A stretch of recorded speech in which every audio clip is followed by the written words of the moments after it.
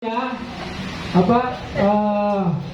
kontrak politik bahwa nanti kami bantu setelah saya terpilih. Ternyata tidak, ya, seperti yang dikatakan Mas Bintang tadi.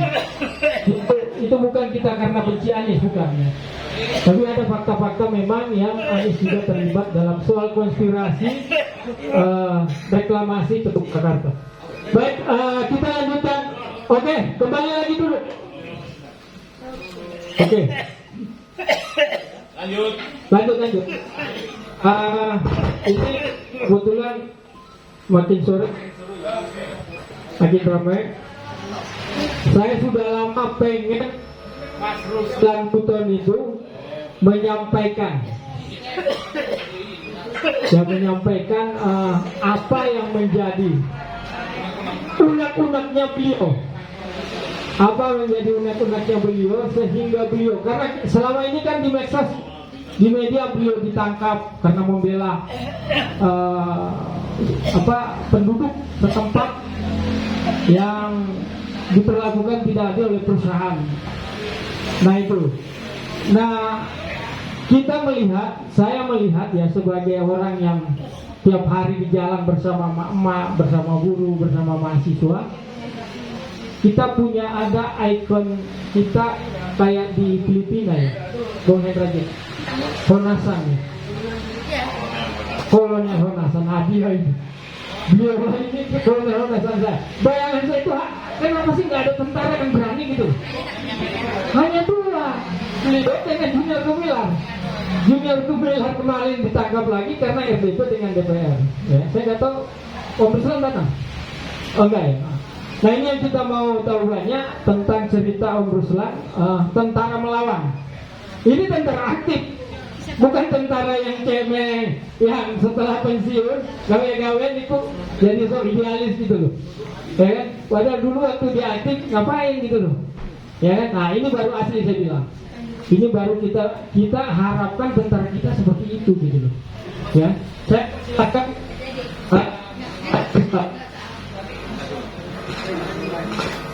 yang kalau berbunda juga itu.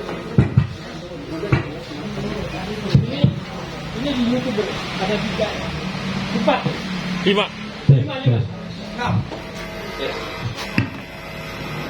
Pegang ini ya.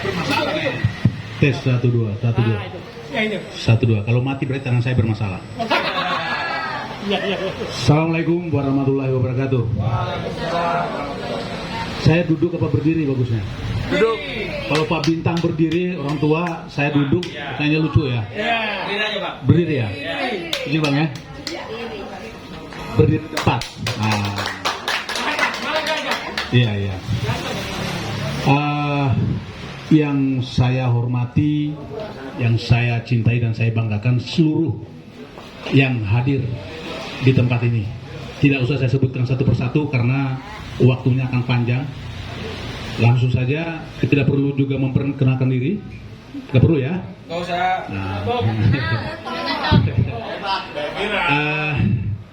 Bapak Ibu sekalian, saya kemarin mendapatkan undangan untuk ikut hadir di acara diskusi ini.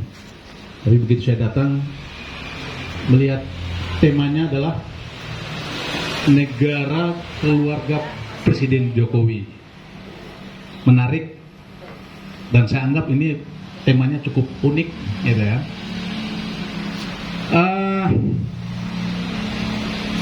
Saya pertama tadi menyimak apa yang disampaikan oleh adik Syapil ya.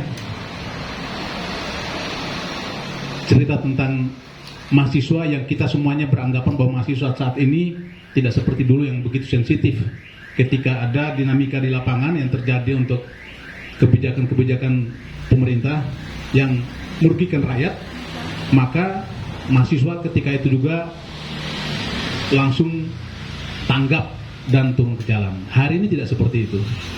Hari ini menjadi sebuah keprihatinan.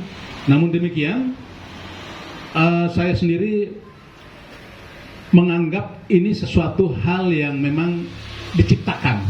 Kenapa seperti itu? Sejak adanya pandemi COVID, mahasiswa ini tidak pernah ke kampus. Sama dengan anak-anak sekolah, anak-anak kita yang sekolah tidak pernah datang ke sekolah. Dia lulus SD, lulus SMP, lulus SMA, sampai menamatkan kuliahnya pun tidak saling ketemu. Begitu Bang ya? Kira-kiranya seperti itu, tidak saling kenal. Nah, yang kedua, dengan kemajuan teknologi yang sekarang, memang cara mereka untuk cuci otaknya anak bangsa kita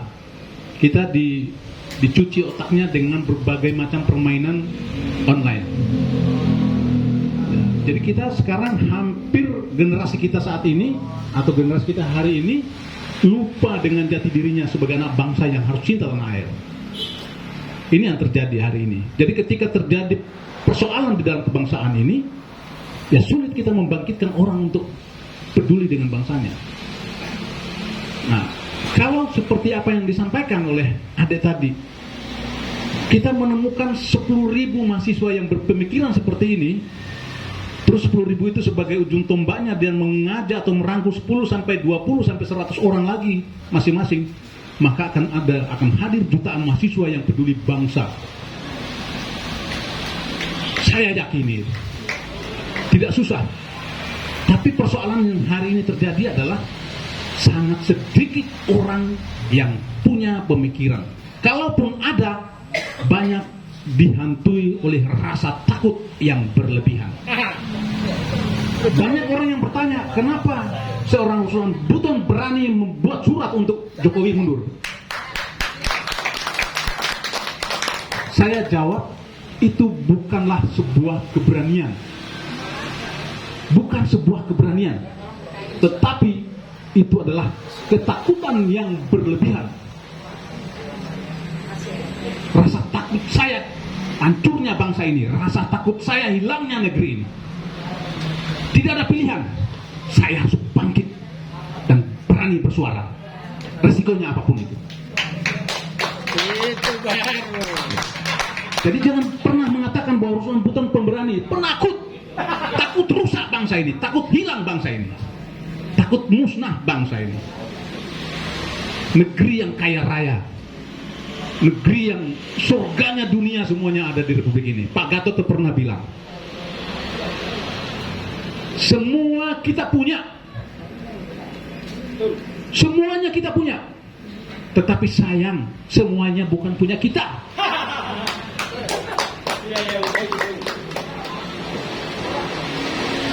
Ini bahasa yang sederhana tetapi maknanya sangat dalam. Ya, kembali tadi Bung Lapung mengatakan bahwa ada tentara yang berani bersuara. Saya tidak merasa berani bersuara. Kalau Junior Tumilaar hebat, berani mengorbankan pangkat bintangnya demi menyuarakan kebenaran. Kalau saya 2017 saya masih berdinas aktif. Itu awal pertama saya membangkang kebijakan pemerintah. Kenapa? Saya melihat serbuan TKA Cina adalah sesuatu hal yang sangat tidak wajar. Saya berada di tempat mereka bekerja, di Pulau Taliabu. Saat saya tangkap 5 orang yang saya panggil di depannya kepala desa, di depannya Babinsa, ternyata mereka tidak punya visa, tidak punya kunjungan wisata. Bahasanya nggak bisa ngomong. Bahasa Inggris nggak bisa, bahasa Indonesia apalagi. Begitu saya paksakan, nah ini persoalan, bahwa semua saya di dalam surat terbuka saya bahwa Republik kita hari ini bagaikan benang kusut. Setuju nggak kira-kira? Dan itu udah sangat sulit. Kita mau rajutnya dari mana itu udah nggak bisa. Satu-satunya jalan apa? Revolusi. Untuk merajut benang kusut itu udah nggak bisa. Berarti kan nggak bisa lagi diurai. Udah nggak bisa. Ya harus dimusnahkan. Beli benang baru dan kita tata dengan cara yang baru. Kan begitu. Nah, pada saat itu saya tanya sama imigrasi Ternate, kan jalurnya lewat mereka semua TKA yang masuk ini. Apa kata imigrasi? Bahwa itu ilegal. Apa yang dilakukan oleh Pak Ruslan Buton udah benar, tangkap mereka Pak. dalam waktu 1 atau 2 hari kami segera merapat ke sana. Karena perjalanan dari Ternate menuju ke Pulau Taliabu itu 3 hari naik kapal. Saya tangkap. Nah, besoknya saya didatangin untuk menjemput mereka yang 5 orang itu. Sudah saya ceritakan, mungkin sudah pernah saya banyak ceritakan. Tetapi besoknya imigrasi menelpon saya lagi, mengatakan bahwa mohon maaf Pak, kami sedang melaksanakan perpanjangan keimigrasian. Nah, berubah. Saya tidak tahu apa negosiasinya pihak perusahaan tambang kepada pihak imigrasi, saya tidak tahu. Yang jelas berubah. Dan saya ditunjukin dokumen keimigrasinya apa? Visanya kunjungan wisata. Bayangkan, visa kunjungan wisata pakai helm kuning dan bekerja di Republik ini. Di situ makin muncul rasa penasaran saya, rasa kecurigaan saya, rasa ketidakpercayaan saya bahwa negeri ini sekarang sedang terancam. Kenapa saya katakan begitu? Yang masuk setiap hari Kamis dari kota Luwu itu ada kapal yang sudah disewa oleh mereka, masuk langsung ke pelabuhan yang mereka sudah kuasai, tidak boleh ditempati oleh orang-orang umum. Perlintasan itu khusus untuk perusahaan Cina. Dan kapal itu semua tulisan-tulisan keterangan-keterangannya berbahasa China, bahasa Mandarin, huruf Mandarin. Nah, disitulah muncul kecurigaan, dan saya buktikan sebelum itu penerbangan saya dari Jakarta menuju ke Ternate itu penerbangan jam 2 malam pesawat Lion, itu isinya orang TKA Cina semua. Jadi orang pribuminya kalau saya hitung hanya ada sekitar 5 orang dengan saya. Jadi apa yang selalu saya gelorakan sekarang, kalau saya berbicara panjang lebar tentang teori bagaimana mengakhiri rejim ini, kayaknya udah banyak orang yang pemikir-pemikir yang sudah punya teori-teori yang hebat. Tetapi yang perlu saya garis bawahi di sini adalah titik lemahnya kita. Titik lemahnya kita sekarang sangat lemah. Kenapa saya katakan sangat lemah? Kita sulit untuk menjadi satu kekuatan. Orang masih terbawa ego, saya dari komunitas ini, saya dari komunitas ini. Dan yang paling parah lagi, kita saling mencurigai dan saling menjatuhkan. Itu harus disadari. Itu yang harus disadari. Banyak orang yang berpikiran itu, pemikiran itu pun ditujukan kepada saya. Saya akan sampaikan di hadapan para bapak-bapak, ibu-ibu sekalian, di hadapan Allah Subhanahu wa Ta'ala. Kalau saya berniat menjadi pengkhianat bangsa, penghuni api neraka yang paling jahanam, ingat itu. Jadi kalau ada orang yang curiga dengan saya nanti mencari panggung dan tidak, saya tidak akan pernah meminta jabatan. Tidak. Kalau itu kecuali datang dari Allah Subhanahu wa Ta'ala. Berarti itu amanah. Saya selalu sampaikan di setiap diskusi, saya sampaikan satu pesan, bahwa saya hanya ingin menjadi eksekutor pengkhianat bangsa. Kalau saya diberikan kepercayaan untuk itu, kenapa? Karena pengkhianat bangsa adalah yang merusak tatanan berbangsa dan bernegara. Jadi sekali lagi, saya tidak banyak berteori. Saya sangat berharap dengan pembicaraan saya menyadarkan kepada seluruh anak bangsa yang kalau hari ini sadar, kalau hari ini berpikiran positif bahwa bangsa kita sedang tidak baik-baik saja, maka kita rajut persatuan Indonesia. Merdeka! Merdeka! Merdeka! Kita harus berani mengatakan itu. Kalau sudah persatuan terjalin, maka saya mempunyai satu keyakinan yang kokoh. Apa yang disampaikan oleh Bang Bintang tadi, tidak hanya bisa kita berdoa tanpa disertai dengan tindakan di lapangan. Niat saja tidak bisa. Kita hanya banyak berkoar di media sosial. Kapan ini? Kapan ini? Kapan ini? Tetapi implementasinya di lapangan tidak pernah berjalan sesuai apa yang kita harapkan. Itu yang terjadi. Jadi Bapak Ibu sekalian, saya tidak berpanjang lebar. Jadi benang merah apa yang saya sampaikan tadi, bahwa yang kita butuhkan hari ini adalah persatuan anak bangsa. Udah, nggak usah kita berpikiran bahwa kelompok ini jelek, kelompok ini jelek, nggak usah. Kita nggak usah berpikiran bahwa kita harus berjuang sendiri, tidak usah. Nggak perlu, dan itu akan merugikan. Akan merugikan kita, perjuangan kita akan menjadi cacat dan akan sia-sia. Akan sia-sia. Maka hilangkan pemikiran-pemikiran itu. Kita bangun kebersamaan untuk menyatukan berbeda atribut, berbeda warna, tetapi kita punya tujuan yang sama, yaitu menyelamatkan bangsa dan negara. Setuju ya? Nah, kalau tadi ini temanya seperti itu, memang kenyataannya seperti itu. Tadi ada yang membelain begitu, ya nggak ada masalah. Tapi bagi saya, semua sudah rekayasa politik. Dan satu hal yang perlu digarisbawahi, bahwa, nah, yang diperjuangkan oleh Saudara Lanyala Mataliti sebagai Ketua DPR RI saat ini untuk menggugat MPR atau MK Presiden threshold 20%. Kita tentunya semuanya mengaminkan itu harus terwujud. Dan beliau menyatakan apabila ini tidak terwujud, maka akan berdiri satu partai, yaitu Partai P3, Partai People Power. Beliau siap memimpin itu. Nah, ini bukan hal yang main-main. Karena apa? Kita menyiapkan kader terbaik bangsa, putra terbaik bangsa untuk 2024. Kalau masih sistem ini yang berlaku,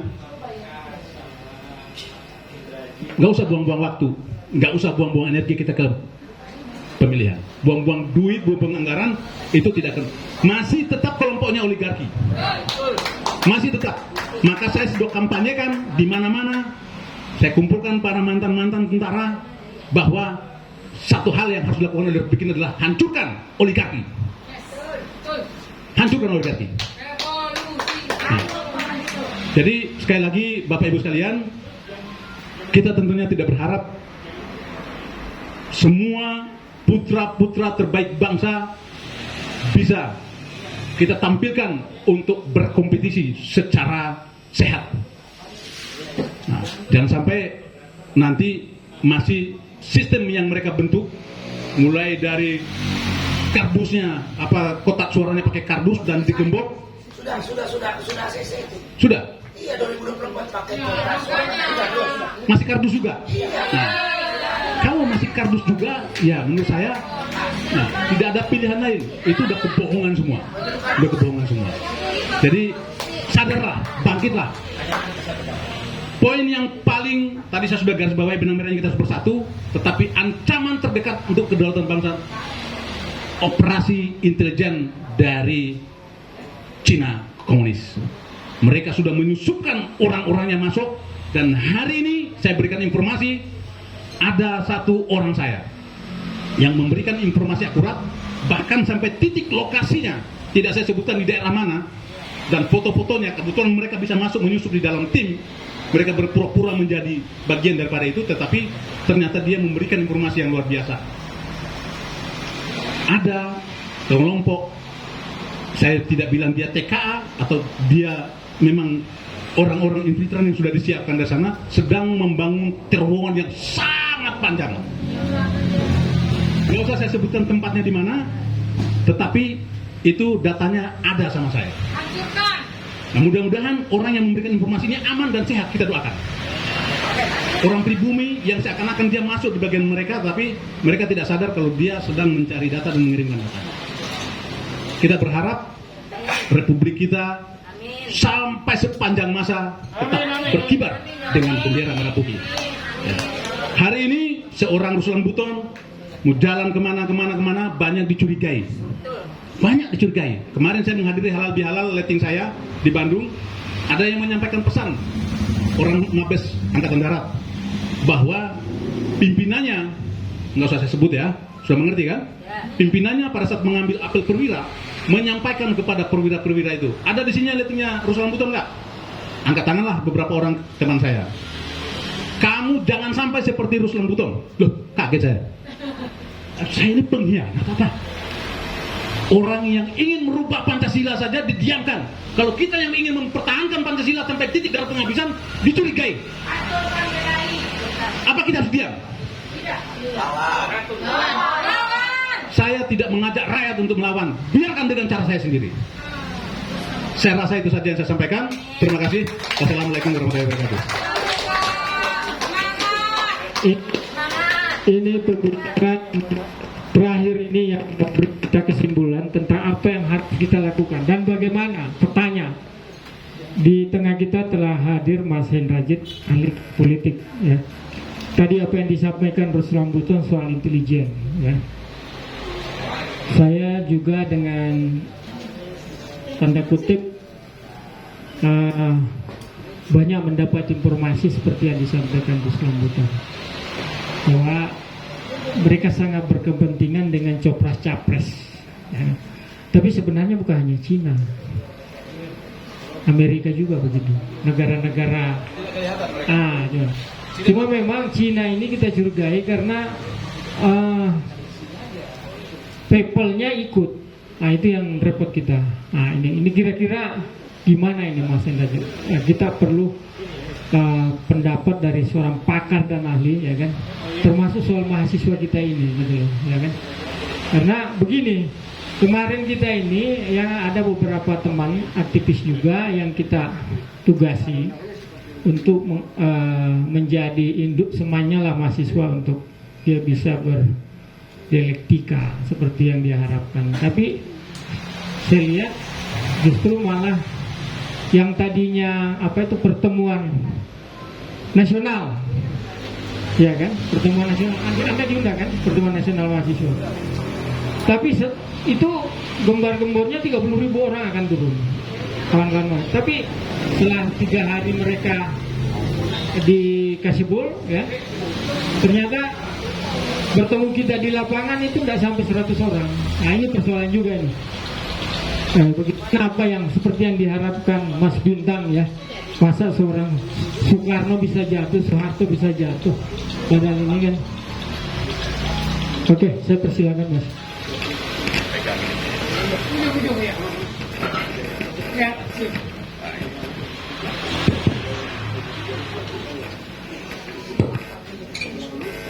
Terima kasih Bung Lapong. Assalamualaikum warahmatullahi wabarakatuh.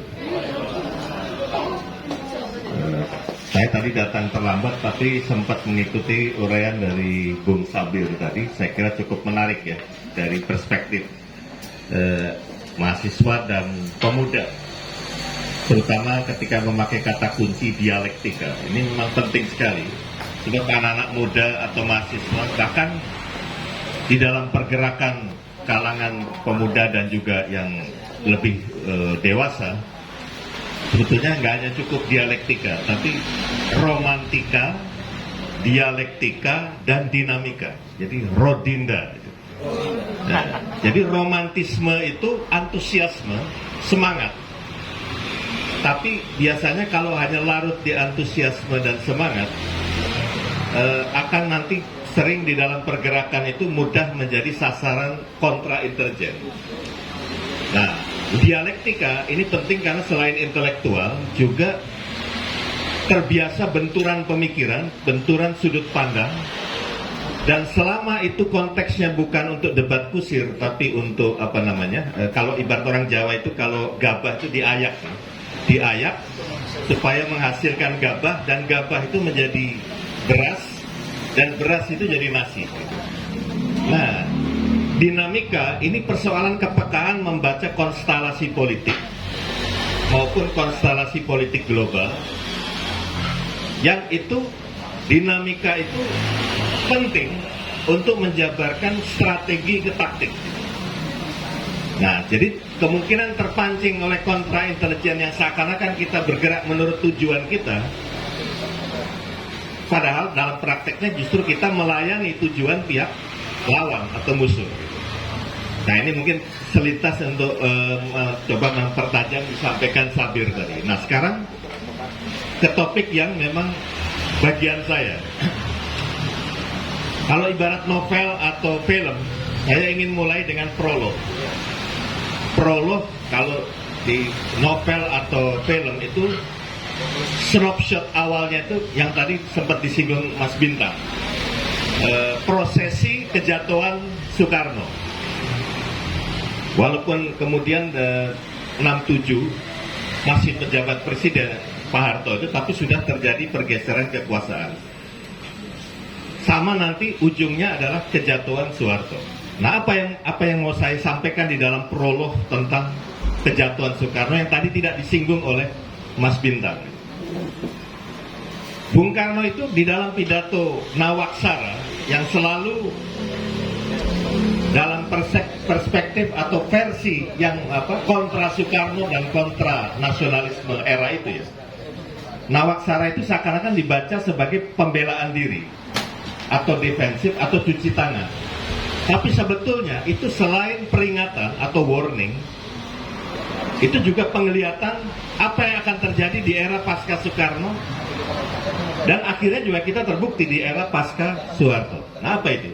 Bung Karno kan mengatakan ada 3 poin, tapi yang 2 poin ini yang paling penting sebetulnya.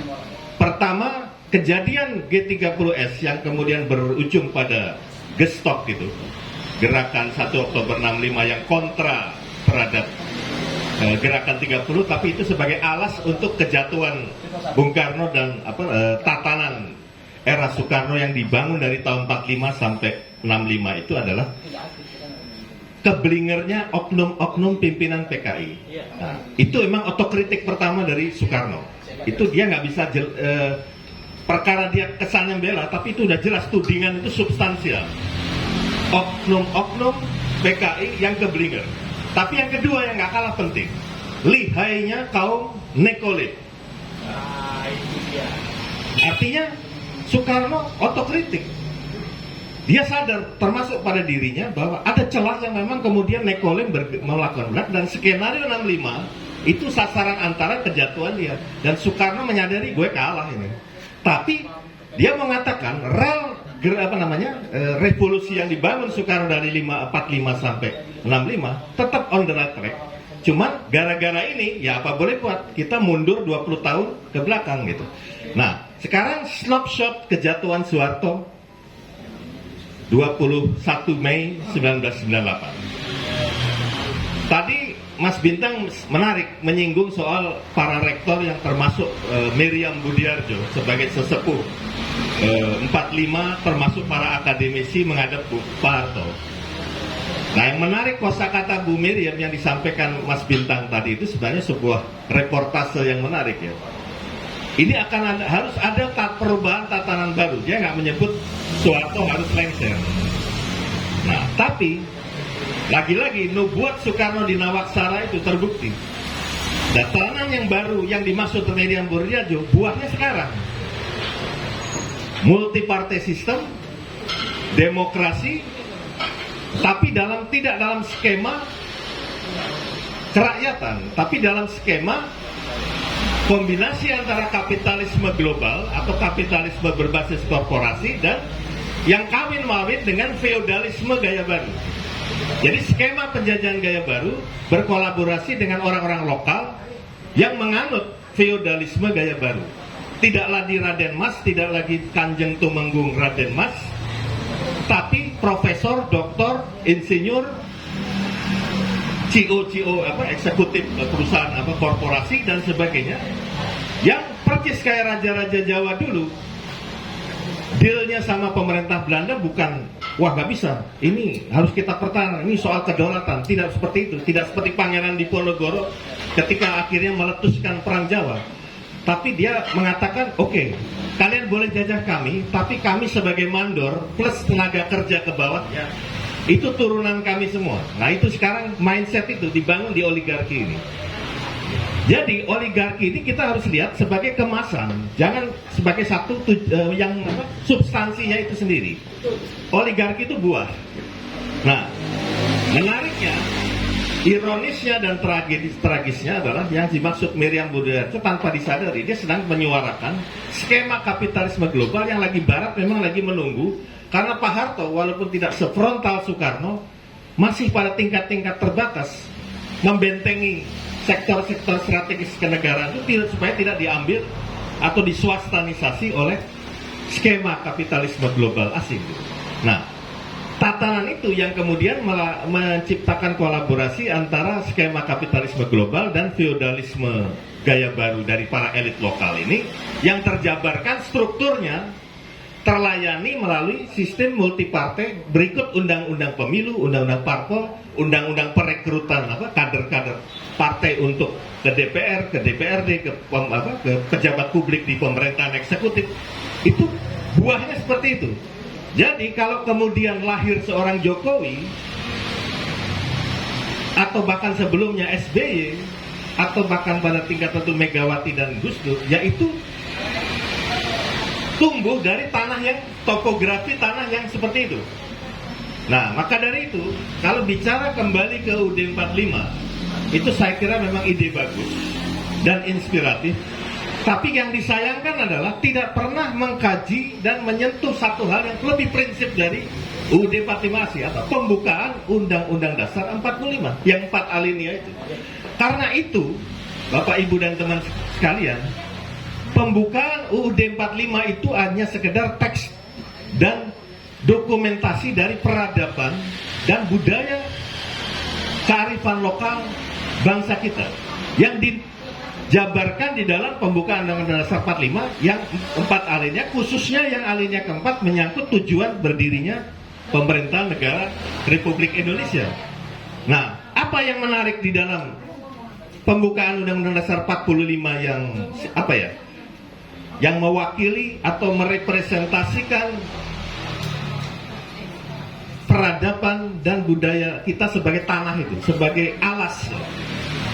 Kalau Bang Lapong dan teman-teman perhatikan atau cermati, pembukaan Undang-Undang Dasar 45 selalu kosakata yang berulang-ulang dipakai apa? Kemerdekaan, berdaulat, apalagi keadilan sosial. Dalam rangkaian apapun, menyangkut perdamaian yang abadi, selalu keadilan sosial. Dalam hal apa yang terbangunnya pemerintah harus mengacu kepada kemerdekaan, berdaulat, keadilan sosial, dan adil dan makmur. Artinya apa? Kalau diperas dari pembukaan Undang-Undang Dasar 45 yang merupakan tanah atau alas dari Pancasila itu adalah nasionalisme kerakyatan anti kolonial, satu. Kedua, sosialisme yang berwatak Indonesia, yang rumusan itu sengaja disederhanakan menjadi keadilan sosial. Nah, yang ketiga, spiritualitas antar agama yang bersama-sama bergotong royong menumbuh suburkan keaslian bawaan atau keaslian bawaan dari bangsa Indonesia.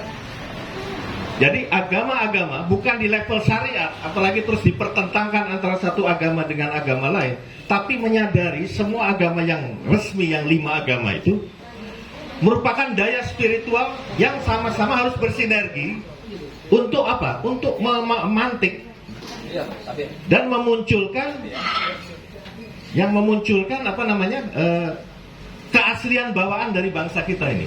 Kalau dalam istilah kejiwaannya itu arketip diri pribadi Lapong atau Sarman atau saya itu beda-beda. Nah, bangsa secara kolektif itu juga punya keaslian bawaan. Nah, itu semua yang merupakan tanah subur yang harus jadi alas dari yang namanya Pancasila itu. Nah, sekarang kenapa pemimpin seperti ini dengan termasuk dalam bahasa ekstrim seperti presiden keluarga ini? Ya terang saja, karena tanah subur yang dijadikan alas bukan sosialisme berwatak Indonesia, bukan nasionalisme anti kolonial dan yang bersifat kerakyatan, dan juga bukan daya-daya spiritual yang ditumbuh suburkan dari semua agama untuk memantik keaslian bangsa kita muncul ke permukaan menjadi penuntun. Tapi kebalikannya, yaitu alasnya itu adalah kapitalisme, individualisme, dan liberalisme. Jadi ironi dari Pancasila sekarang apa? Kita puja-puja setengah mati, tapi kayak dimuseumkan, tidak didaya gunakan. Padahal Pancasila seperti juga pembukaan Undang-Undang Dasar 45 yang dimana 5 sila itu ada di dalam jabaran pembukaan Undang-Undang Dasar 45, itu alas yang harusnya Pancasila itu dibooster ke angkasa, karena dia sudah membumi. Kalau itu melangit ke angkasa, dia didasarkan booster yang benar gitu. Tapi yang sekarang ini Bung Ronald Kuton dan Bung Fatah, landasan Pancasila itu individualisme, liberalisme, dan kapitalisme. Nah, di dalam hal inilah rekonstruksi itu harus dibangun dalam kerangka mengembalikan itu ke tanah subur yang sesungguhnya. Kalau tidak, kita berharap, kalau kita tidak begitu, kita berharap pohon sawo tumbuh di tanah padang pasir di Timur Tengah. Kita berharap apel Malang itu tumbuh, padahal itu di padang pasir yang tandus. Nah, karena itulah pemimpin-pemimpin yang lahir kalau di alas yang tiga hal tadi, nasionalisme anti kolonial yang bersifat kerakyatan, sosialisme berwatak Indonesia, dan sinergi spiritual antar agama untuk memunculkan, memantik keaslian bawaan bangsa kita muncul ke permukaan dari semua daerah, maka otomatis pemimpin-pemimpin yang lahir, kader-kader yang lahir dari semua organ yang sesuai dengan suburnya sosialisme, nasionalisme, dan religiusitas spiritual tadi dari semua agama. Itu yang yang diharapkan muncul. Nah, pertanyaan selanjutnya secara aplikatif, apa jembatannya? Jati Barat. Jadi, nah, pertanyaannya adalah apa yang bisa jadi jembatan penyeberangan tiga poin yang jadi alas Pancasila maupun untuk ke arah politik tadi itu, ya geopolitik. Karena geopolitik itu alat untuk mengenali keaslian bawaan bangsa kita. Nah, apa aja itu? Adat istiadat, sejarah. Nah, sejarah ini juga dua. Ada sejarah kontemporer, yaitu bisa dibaca dari buku-buku atau yang cukup mutakhir, walaupun itu eranya misalnya 98 kan udah 30 tahun yang lalu kira-kira gitu ya. Tapi masih cukup kita ikuti dan kita hayati walaupun usia kita berbeda-beda. Mungkin ada yang waktu itu masih 27 tahun, tapi ada juga yang masih baru SMP tapi ngalami gitu kan. Nah, itu sejarah kontemporer. Tapi ada yang sejarah betul-betul di luar era atau kita sudah hidup, sudah lahir, yaitu di era-era abad 19, 18, 17. Nah, itu berarti rujukannya ke kitab-kitab kuno, kitab-kitab para leluhur, dan sebagainya. Lalu soal geografi itu sendiri, lalu soal ilmu sosial. Nah, itu semua akan menjadi alat untuk mengenali intinya itu sifat bawaan atau keaslian bawaan kita sendiri, atau jati diri bangsa itu. Saya kira itu saja yang saya mau sampaikan atau tambahkan. Karena inti semua kalau di alas yang saya gambarkan tadi, pemimpin-pemimpin ideal itu akan muncul dari pemuda dan ke mahasiswa, dari ormas-ormas keagamaan maupun organisasi kemasyarakatan, dari militer TNI Polri, dari parpol. Itu akan muncul pemimpin-pemimpin yang mengikuti keaslian bawaan yang memang didorong atau jadi booster, bukan saja orang-orang atau para aktor-aktornya, tapi tatanan sistemnya juga menjabarkan seperti yang di pembukaan UUD 45. Apa itu? Kerakyatan yang dipimpin oleh hikmah kebijaksanaan. Nah, ini sering, kemarin saya sempat diundang oleh anak-anak muda dari Maluku Utara. Dia merujuk kepada pidato Bung Karno 1 Juni yang tekanannya di permusyawaratan perwakilan. Saya bilang, hikmah kebijaksanaan itu yang penting justru, karena itu yang membuat perwakilan musyawarah perwakilan itu menjadi hidup, jadi on. Sebab kalau tidak, permusyawaratan bisa jadi akan perdebatan, ajang perdebatan. Nah, itu yang terjadi, apalagi di era Orde Baru ada pembalikan, bukan musyawarah untuk mufakat, tapi mufakat yang dimusyawarahkan. Dan jangan dipikir itu hanya berhenti di era Orde Baru reformasi, masih jalan itu. Hanya bedanya di tatanan demokrasi.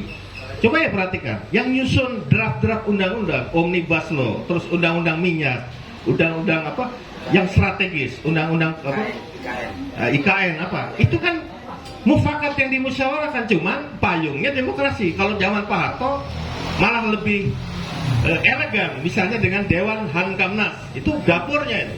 Tapi paling tidak orang-orang yang ditunjuk Soeharto bukan tipologi pemain atau broker, minimal orang-orang yang Oke, arahan Bapak seperti apa? Keahlian akan menjabarkan gitu.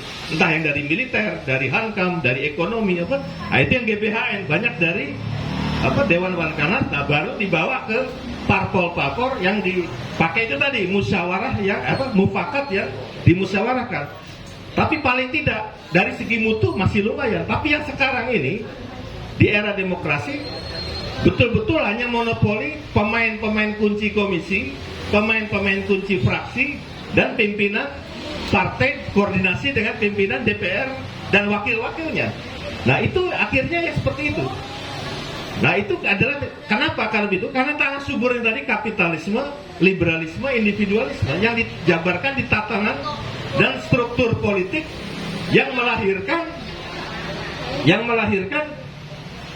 tatanan hubungan antar partai di parlemen yang sifatnya bukan bottom up yang diharapkan demokrasi pasca reformasi, tapi tetap top down. Tapi bedanya kalau dulu Pak Harto dan Seknek yang langsung atur-atur, nah sekarang yang atur-atur itu pimpinan DPR, pimpinan parpol dengan koordinasi dengan kementerian-kementerian terkait gitu. Dengan segala eksesnya seperti pakai tas kresek isi uang segala macam, ya itu ekses dari korupsinya. Itu kan metode ya. Ya, korupsi itu kan modus operandi. Nah, itu yang saya kira ya wajar aja kalau lahir seperti itu, karena tatanan dan tanah subur yang dibangun bukan seperti di pembukaan Undang-Undang Dasar 45. Nah saya kira itu intinya, bahwa kalau kita memang mau kembali ke UUD 45 asli, titik tolak pembahasan yang mendalam, di pengupasan yang mendalam, harus membedah jiwa dari pembukaan Undang-Undang Dasar 45. Karena itulah peradaban Indonesia dan budaya kearifan lokal bangsa kita dari semua daerah terdokumentasi di pembukaan Undang-Undang Dasar 45 yang 4 alinea itu. Saya kira itu saja poin-poin yang saya sampaikan. Wassalamualaikum warahmatullahi wabarakatuh.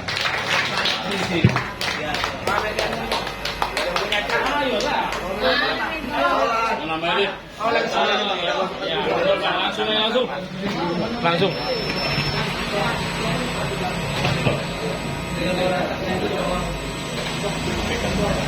Jadi PSSI. Assalamualaikum warahmatullahi wabarakatuh. Saya terpancing ini sebetulnya nggak mau bicara, tapi yang dikatakan sahabat saya Bang Ebet dan ini semuanya hari ini sudah kita katakan bangsa kita sudah tidak ada. Itu masalahnya. Kalau saya lihat dari sejarah sepak bola, ya, kondisi hari ini sama seperti tahun 1930, ya, banyak partai-partai, banyak kelompok-kelompok, ya, cuma ada tujuan yang satu, merdeka. Kalau hari ini juga banyak, tujuan juga satu, yang namanya berkuasa. Jadi kita bertempur. Nah kalau saya hubungkan dengan 1930, pendaftaran kita menjadi anggota FIFA yang dilakukan oleh Insinyur Suratin, itu di luar dugaan internasional. Bahkan Belanda pun tidak menduga. Kenapa seorang Suratin tiba-tiba, ya, inilah jalan kita merdeka, dengan mendaftarkan, ya, organisasi pribumi yang saat itu masih terjajah, dan FIFA menerima. Oke, Anda belum merdeka, saya kasih nama federasinya Hindia Belanda. Oke, Hindia Belanda. Ada 2 persyaratan yang harus terpenuhi lagi oleh kamu, Suratin, kata FIFA. Apa? Mana bendera kamu? Bendera federasi kamu mana? Dan lambang federasi kamu mana? Lambang federasi butuh nih. Gak tahu bagaimana, ya, Suratin kasih bendera apa? Merah putih. Lambangnya dikasih Suratin apa? Garuda. Dan ini, ya, saya baca di mana? Di kantor FIFA. Kemarin saya cari di arsip nasional, sejarah sepak bola Indonesia nggak ada. Ya, itu satu ya. Kedua, setelah kita merdeka tahun 45, Soekarno bilang sama teman-temannya, daftarin secara resmi, kita sudah merdeka. Datanglah Soekarno ke juri, mendaftar sebagai anggota resmi. 15 tahun kemudian ya? Ya, tahun 52. Ya. Tahun 52 daftar secara resmi, di situ ada kata-kata yang orang bilang sekarang statuta atau ADRT-nya. Jelas di situ. Sepak bola tidak boleh dikuasai oleh kelompok dan perseorangan. Ya. Ini jelas ini. Ada nanti saya share. Kita lihat sekarang. Dikuasai oleh kelompok dan perseorangan. Karena apa? Gitu. Karena dahsyatnya sepak bola ini. Soekarno bilang, ini berenergi besar. Apa energinya? Sosial, budaya, politik, ekonomi semuanya. Nah, dokumen ini dibaca oleh Soeharto.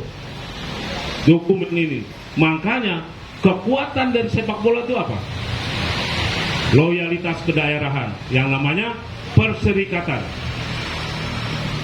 Nah, loyalis inilah yang dihancurkan oleh Soeharto menjadi Galatama.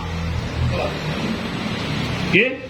Nah, dampak dari perserikatan menjadi Galatama kita lihat hari ini. Ya, Sulawesi dengan mudahnya dirampok tanah. Kalimantan dirampok tanahnya dengan alasan mineral. Sumatera dirampok, tapi masyarakatnya nggak bergerak karena alat nomor satunya udah hilang, ya kan?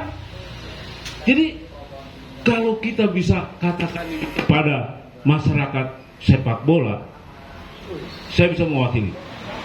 Orang bola tidak perlu dibayar.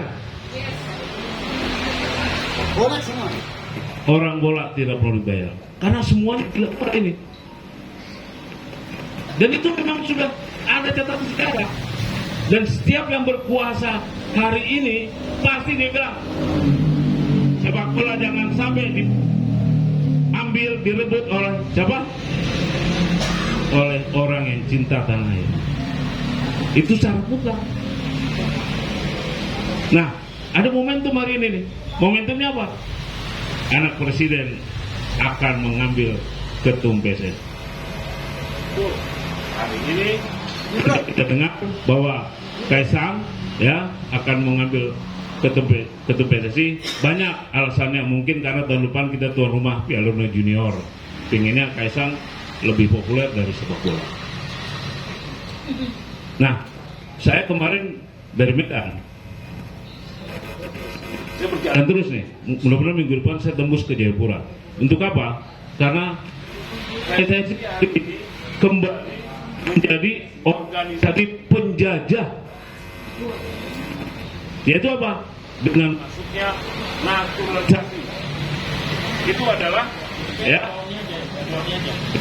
Itu apa? Bentuknya? Ya. Bentuk apa? Ya bentuk penjajahan baru, tapi masyarakat tidak sadar. Ya.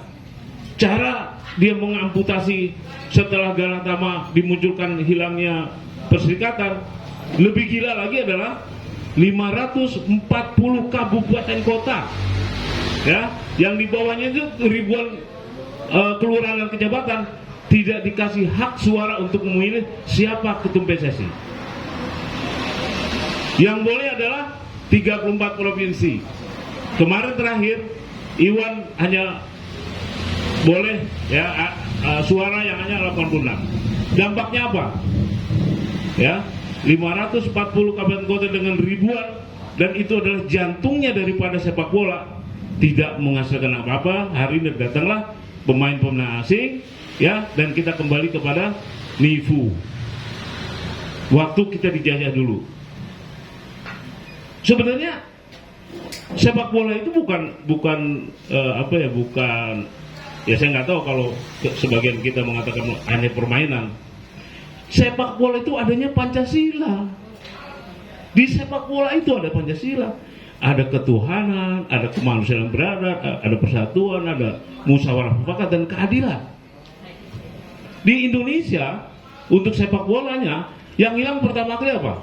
Ketuhanannya dilawan dengan mengatakan kalau pemain harus tinggi-tinggi macam-macam gitu. Turunannya ya selesai, nggak mungkin dia punya kepribadian, nggak mungkin dia menciptakan persatuan. apalagi keadilan. Dan kesejahteraan. Oke, nah Pancasila ini untuk sepak bola dimaknai dan dilaksanakan dan ditanamkan di mana? Di Amerika Latin sana. Buktinya apa? Seluruh anggota Amerika Latin, ada Argentina, Peru, miskin atau kaya, satu level dia. Hanya ada Pancasila. Saya bukan menghubungkan karena ini bulan Pancasila dan bulan Bung Karno. Karena memang itu dihilangkan. Kalau ini ditumbuhkan, Pancasila itu, oh selesai masalah. Siapa yang harus menanamkan itu? Ya kembali pada sepak bola. Saya bisa mengatakan ini karena apa? Saya menggalinya selama 14 tahun. Saya tinggalkan seluruh kegiatan hanya untuk menggali sepak bola ini, gitu. Dan itu benar. Ada catatan-catatan sejarah yang mengatakan bahwa sepak bola tidak boleh membanggakan. Itu jelas. Karena kalau dia membanggakan, muncul loyalis, kecintaan. Nah kalau misalkan perserikatan dimunculkan lagi, 34 provinsi dan 540 kota, apa yang terjadi? Tidak akan mungkin atau tidak mudah ya rampok-rampok ngambil tanah Sulawesi, ngambil tanah Kalimantan. Tidak akan mungkin. Karena di kampung itu akan ketahuan. Loyalis kampung itu membawa nama kampung. Gitu loh. Jadi saya menyimak. Oh, tahunya semuanya ada di sepak bola. Oh, tahunya kenapa sepak bola didiskreditkan gitu loh. Oh, sepak bola kenapa dimarginalkan. Sebelum kita merdeka, pemain sepak bola itu satu syaratnya orang pintar. Yang hadir di Piala Dunia 1938 di Prancis itu dokter. Orang-orang pintar. Bahkan menjelang waktu zaman Soekarno, yang selalu dibawa oleh Soekarno ke luar negeri, ya tim sepak bola. Karena di situ ada orang-orang pintar. Terakhir kawan saya, sahabat saya, itu dokter mantan rektor Unpad. Sebelum dia meninggal dia bilang, Salman,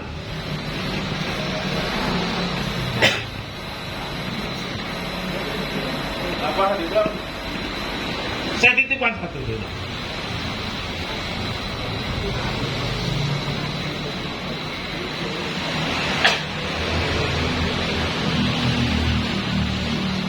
Dia bilang jangan stop. Kalau Anda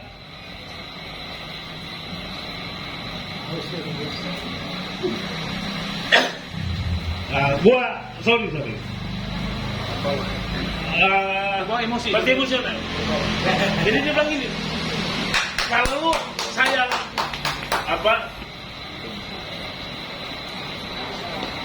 Lanjut.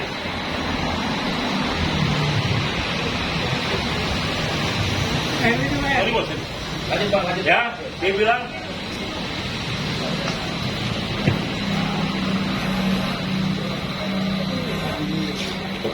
bilang apa? Kuncinya di bola, Mas.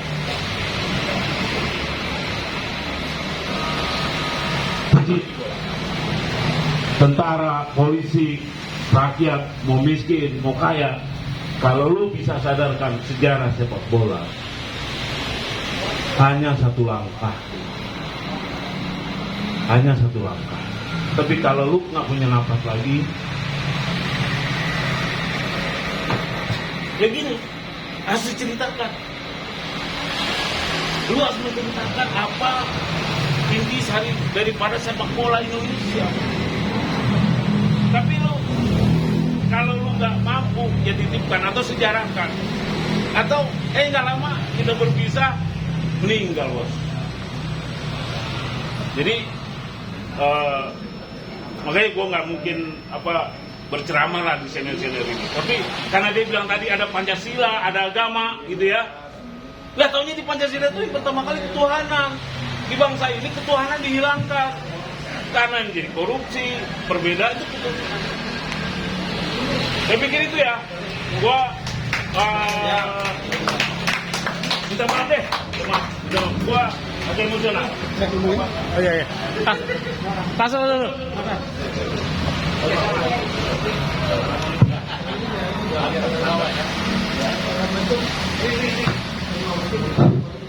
Assalamualaikum warahmatullahi wabarakatuh. Saya advokat Sukawijaya. Saya terpancing setelah dengar istilah dalam musyawarah yang mufakat dibuat dulu, mufakat yang dimusyawarahkan. Artinya apa? Udah bisa, itulah oligarki punya uang, ya.